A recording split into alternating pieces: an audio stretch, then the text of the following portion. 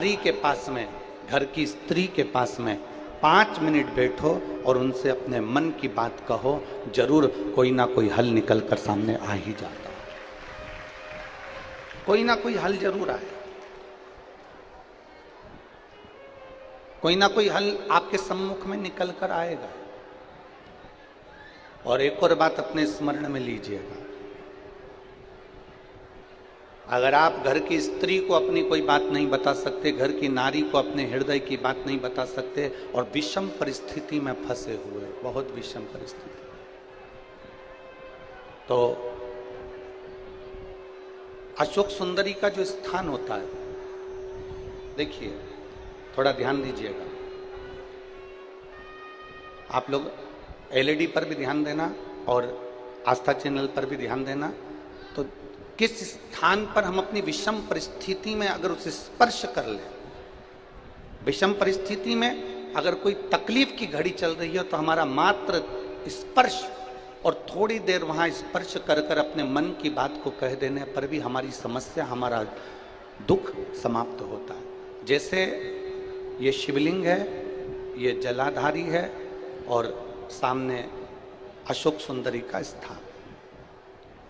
अब ये सामने जैसे अशोक सुंदरी का जो स्थान होता है, उस अशोक सुंदर वाली स्थान पर अपने हाथ, सीधे हाथ की 3 उंगलियां, मात्र 3 उंगलियां आप अगर स्पर्श करें और पंचाक्षर मंत्र नमः शिवाय, षडाक्षर मंत्र ओम नमः शिवाय या श्री शिवाय नमस्तुभ्यम का मात्र स्मरण करते रहे और कुछ देर उस स्पर्श करी हुई उंगली को थोड़ी देर रखने के बाद अपने हृदय से लगा के अपने मन की बात कहकर, भले आपने जल चढ़ाया नहीं चढ़ाया और अपने घर को लौट कर आ जाएं, वो विषम परिस्थिति टल ही जाती है, उसका समय का दुख तकलीफ नष्ट हो ही जाता है।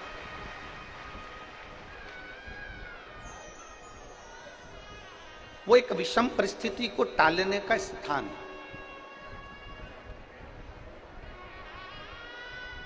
कहते हैं कि जब हम अशोक सुंदरी वाले स्थान पर,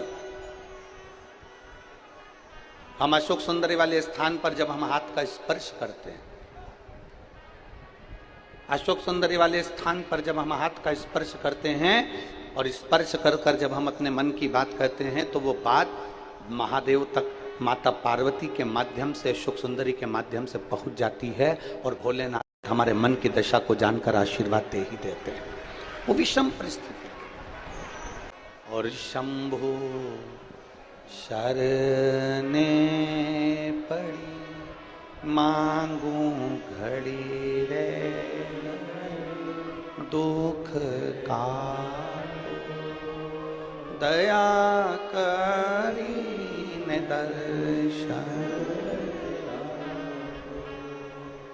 एक विषम परिस्थिति के समय पर भगवान शंकर को याद करना, एक विषम परिस्थिति के समय पर अशोक सुंदरी की जगह का स्पर्श करना, एक विषम परिस्थिति के समय पर बेलपत्र के वृक्ष की मिट्टी का स्पर्श करना, या विषम परिस्थिति में घर की स्त्री, घर की नारी, घर की बहन, घर की बेटी, घर की दादी, घर की नानी, घर की माँ, उसके पास में 5 मिनट बैठकर अपने मन में हो रही क्षुब्धता को, अपने मन में आ रही विषमता को प्रकट कर। विषम हमने एक बात पहले कही, आप लोगों के स्मरण में होगा, किस किस ने सुना है, जिसने सुना होगा वो बताएंगे। हमने पहले कथा में कहा था कि नारी का आधा शरीर देवाधिदेव महादेव का होता है।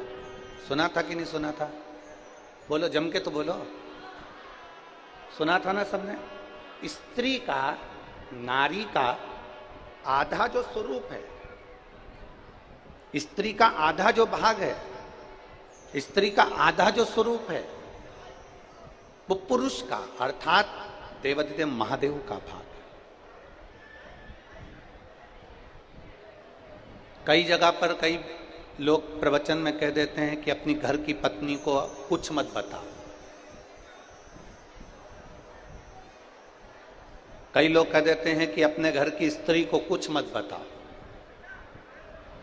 कई लोग कह देते हैं अपने प्रवचन में, आपने भी प्रवचनों में सुना होगा कि घर की नारी को कुछ मत बताओ, घर की स्त्री को कुछ मत बताओ, कुछ मत बोलो, घर की स्त्री को घर आपके मन की दशा बताओ मत।